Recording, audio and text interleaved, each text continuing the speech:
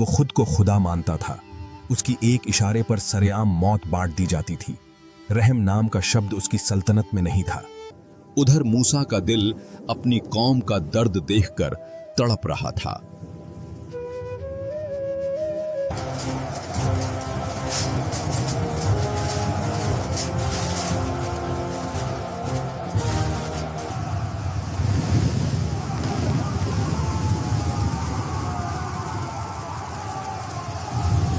लाखों लोग उस सूखे रास्ते पर दौड़ रहे थे जहां पल भर पहले गहरा समंदर था। जैसे ही फिरौन ने कदम रखा, पानी की दीवारें कहर बनकर टूट पड़ी। बाइबल की वो सबसे बड़ी तबाही जो आज हमारे लिए एक बड़ी सबक है।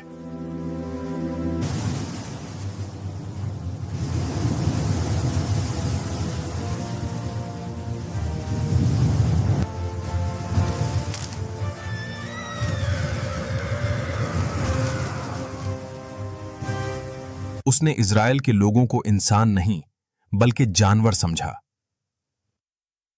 सुबह से लेकर रात तक सिर्फ कोड़ों की गूंज सुनाई देती थी। न कोई दया, न कोई सुनवाई, सिर्फ काम और काम। लेकिन फिरौन को एक डर सता रहा था, इजरायलियों की बढ़ती तादाद। उसने वो हुक्म दिया जिससे नील नदी का पानी भी शर्म से लाल हो जाए।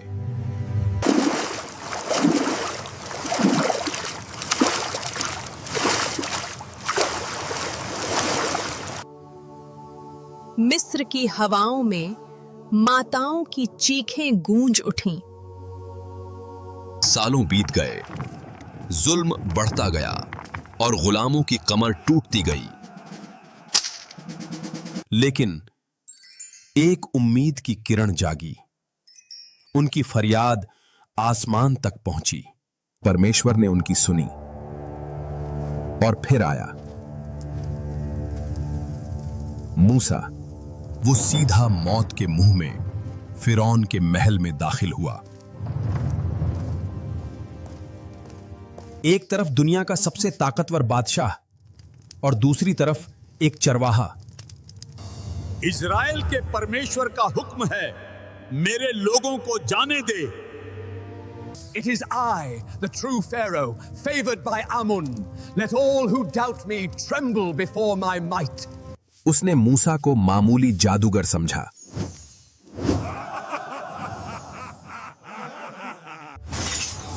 तब मूसा ने अपनी लाठी जमीन पर फेंकी। पल भर के लिए दरबार में सन्नाटा छा गया।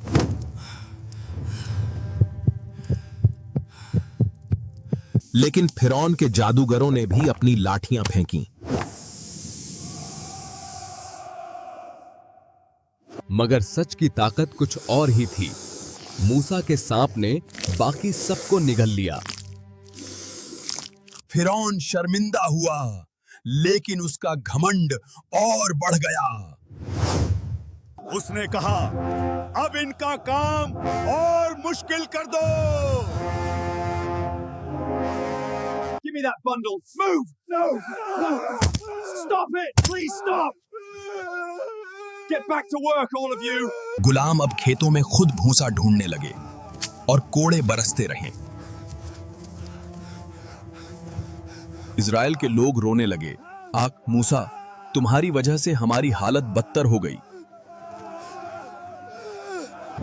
अब तू देखेगा कि मैं फिरौन के साथ क्या करता हूं।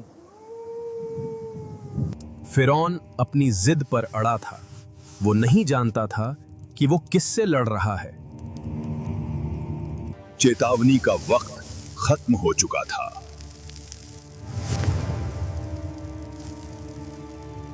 मूसा ने अपनी लाठी नील नदी पर मारी। देखते ही देखते पूरी नील नदी खून बन गई।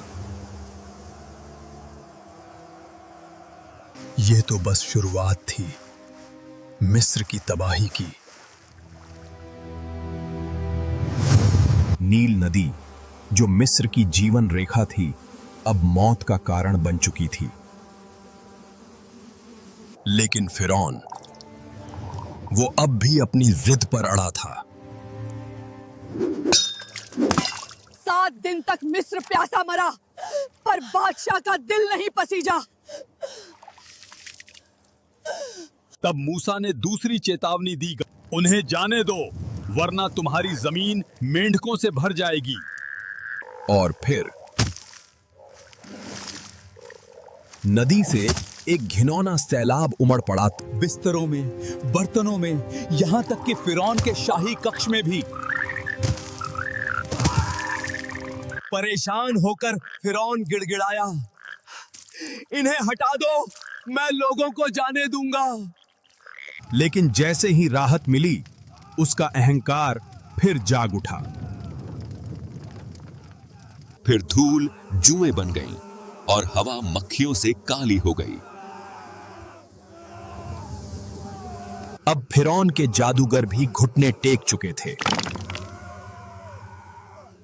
लेकिन सबसे बड़ा आश्चर्य यह था कि यह सब तबाही सिर्फ मिस्रियों पर थी, इजरायलियों पर नहीं।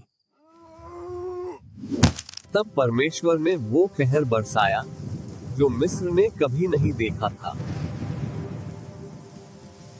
आसमान से बर्फ के ओले और आग एक साथ बरसने लगे। जो भी खेत में था, इंसान या जानवर, सब मारे गए।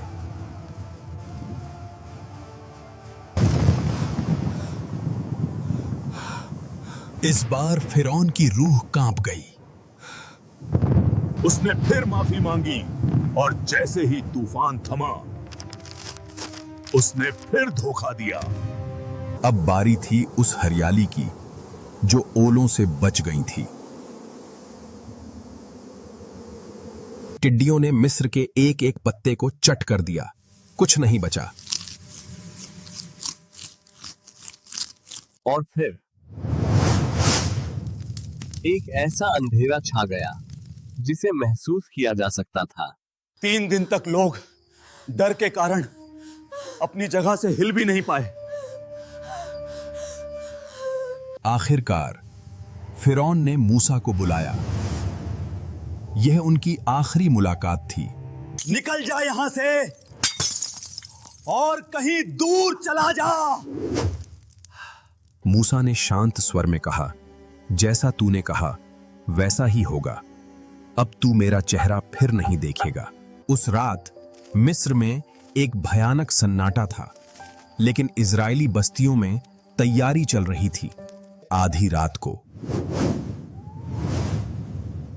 परमेश्वर का कहर मिस्र से होकर गुजरा। और फिर पहली चीख सुनाई दी। एक के बाद एक हर घर से रोने की आवाजें आने लगी। मिस्र का ऐसा कोई घर नहीं था जहां मौत ने दस्तक न दी हो। यहां तक कि फिरौन का महल भी नहीं बचा। वो बेटा जो अगला फिरौन बनने वाला था, उसने उसी वक्त मूसा को बुलवाया और चिल्लाया, जाओ, निकल जाओ मेरे देश से। और इस तरह 430 साल की गुलामी के बाद इजरायलियों ने मिस्र छोड़ा।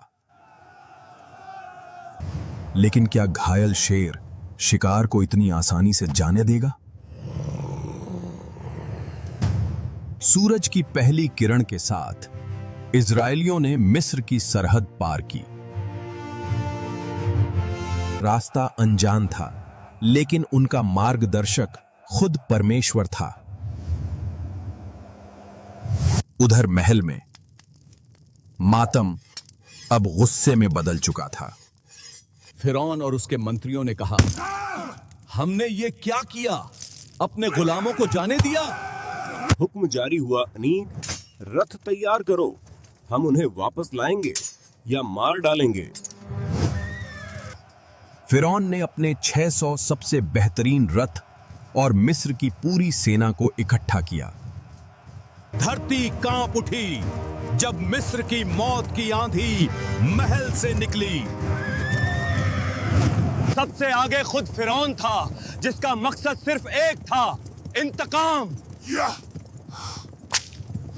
वो हवा से बातें कर रहे थे और इजरायली पैदल चल रहे थे।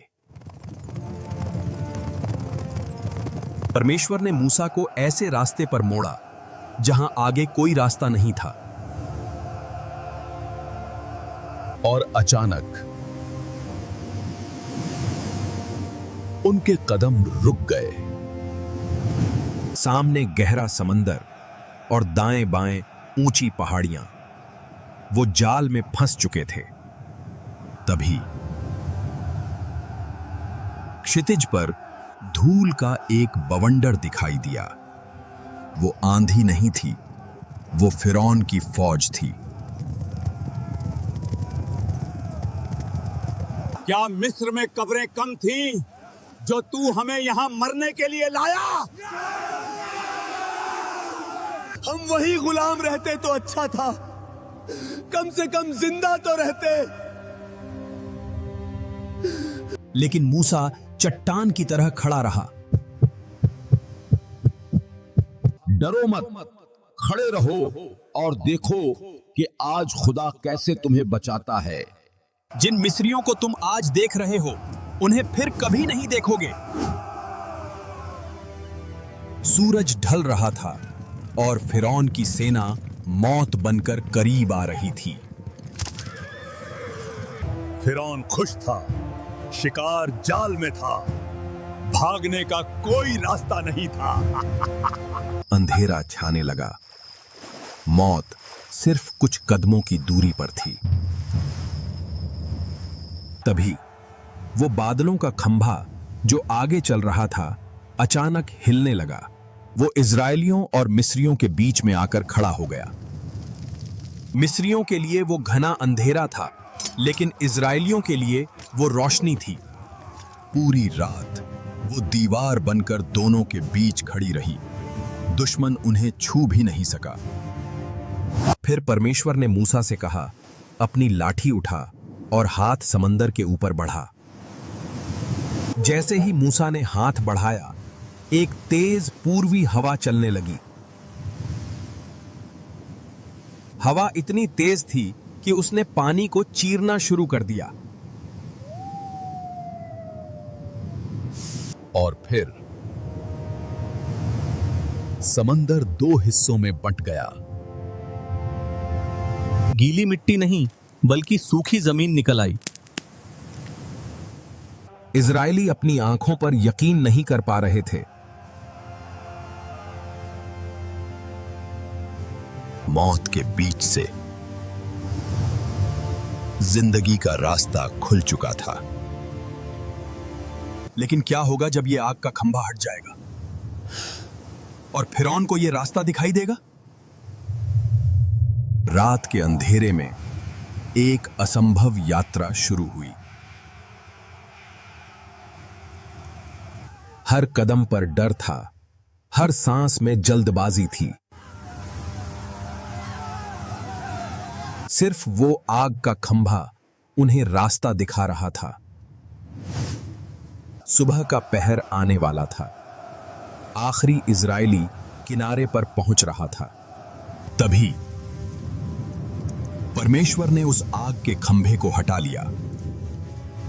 फिरौन ने देखा, समंदर के बीच एक सूखा रास्ता। उसका गुस्सा उसके डर पर हावी हो गया। उसे जाल नहीं, मौका दिखाई दिया। हमला! कोई जिंदा न बचे। मिस्र की पूरी ताकत, 600 रथ और हजारों घुड़सवार समंदर में उतर गए। वो आंधी की तरह इजरायलियों के पीछे दौड़े। लेकिन जब तक फिरौन बीच समंदर में पहुंचा, आखिरी इजरायली सुरक्षित किनारे पर कदम रख चुका था। और तभी परमेश्वर ने मिस्रियों की सेना में खलबली मचा दी। रथों के पहिए निकलने लगे और वो कीड़ में फंसने लगे। फिरौन का रथ भी रुक गया। उसे एहसास हुआ यह एक जाल था। मिस्रियों ने चिल्लाना शुरू किया, इनका परमेश्वर हमारे खिलाफ लड़ रहा है। लेकिन अब बहुत देर हो चुकी थी। परमेश्वर ने मूसा से कहा, अपना हाथ समंदर पर बढ़ा ताकि पानी मिस्रियों पर वापस लौट आए। जैसे ही मूसा ने हाथ बढ़ाया, समंदर अपनी पूरी ताकत से वापस लौटा। फिरौन ने ऊपर देखा, मौत को अपनी तरफ आते हुए। पानी की दोनों दीवारें एक दूसरे से टकराईं।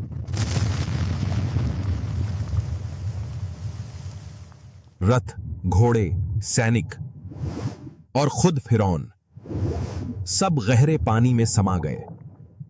एक भी नहीं बचा। इजरायलियों ने किनारे पर खड़े होकर यह भयानक मंजर देखा। समंदर की लहरों ने मिस्रियों की लाशों और टूटे रथों को किनारे पर फेंक दिया। उस दिन इजराइल ने परमेश्वर की महान ताकत को देखा और उन्होंने परमेश्वर पर और उसके सेवक मूसा पर विश्वास किया। तब सन्नाटा टूटा और एक जीत का गीत गूंज उठा। 400 साल की गुलामी की जंजीरें हमेशा के लिए टूट चुकी थीं।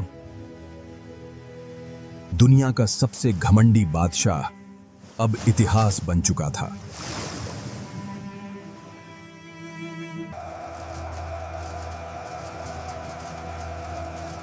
यह कहानी सिर्फ एक चमत्कार नहीं है। यह सबूत है कि जब जुल्म अपनी हद पार कर जाता है, बाइबल की यह सबसे बड़ी तबाही हमेशा याद दिलाती रहेगी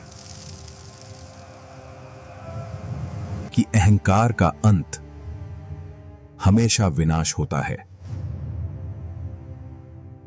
आज की हमारी वीडियो फिरौन को लेकर थी, किस प्रकार से उसने मिस्रियों को सताया और मूसा को उसने कैसे मना किया, कितनी विपत्तियां आई, क्या प्रतिफल हुआ, सारी चीज़ें मैंने इस वीडियो में कवर करने का प्रयास किया है। आई होप आपने इस वीडियो से ज़रूर कुछ न कुछ सीखा होगा, क्योंकि हम बाइबल में इन घटनाओं को पढ़ते तो हैं, लेकिन जब हम इन घटनाओं को देखते हैं तो बहुत अच्छे से क्लियर होता है। क्योंकि काफ़ी बार मैंने भी बाइबल की काफ़ी दृष्टांत और इंसिडेंट्स को पढ़ा है और स्टोरीज के तौर पे और लोगों से सुना भी है, लेकिन जब मैं सुपर बुक में वो देखता हूँ तो समझ आता है बहुत ही गहरी चीज़ है, और जो मुझे शब्दों से नहीं पता चलता है वो इन वीडियो से पता चल जाता है कि हाँ सचमुच बहुत ही डीप है, बहुत गहरी है और मेरे लिए कितनी ज़रूरी है।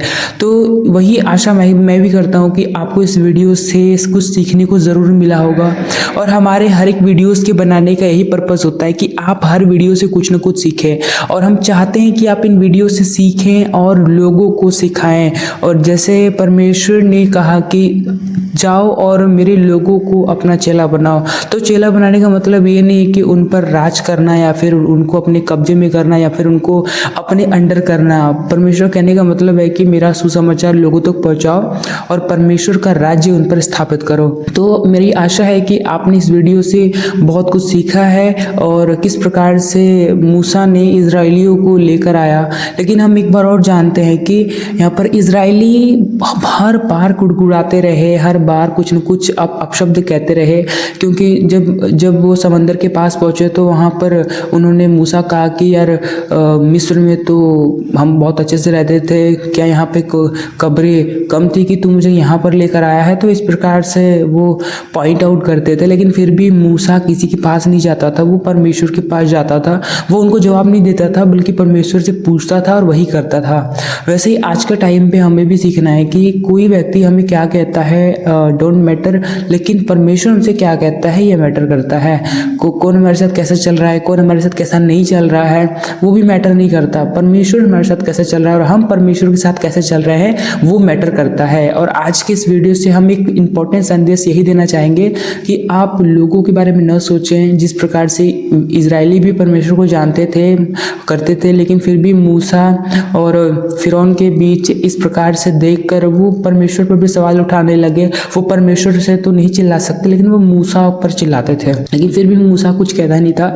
तो उसी प्रकार से हमें भी ऐसे बहुत सारे लोग मिलेंगे, ज़रूरी नहीं है कि इजरायली जैसा ही हो, उससे बहुत खतरनाक हो सकते हैं, उससे डाउन भी हो सकते हैं, हमारे कलीसिया के हो सकते हैं, चर्चेस के हो सकते हैं, या फिर आपके आसपास के लोग हो सकते हैं। तो ऐसी परिस्थितियों में हमें बचकर और परमेश्वर के साथ रहने की ज़रूरत है। तो हमारी आशा है कि आपने इस वीडियो से बहुत कुछ सीखा है।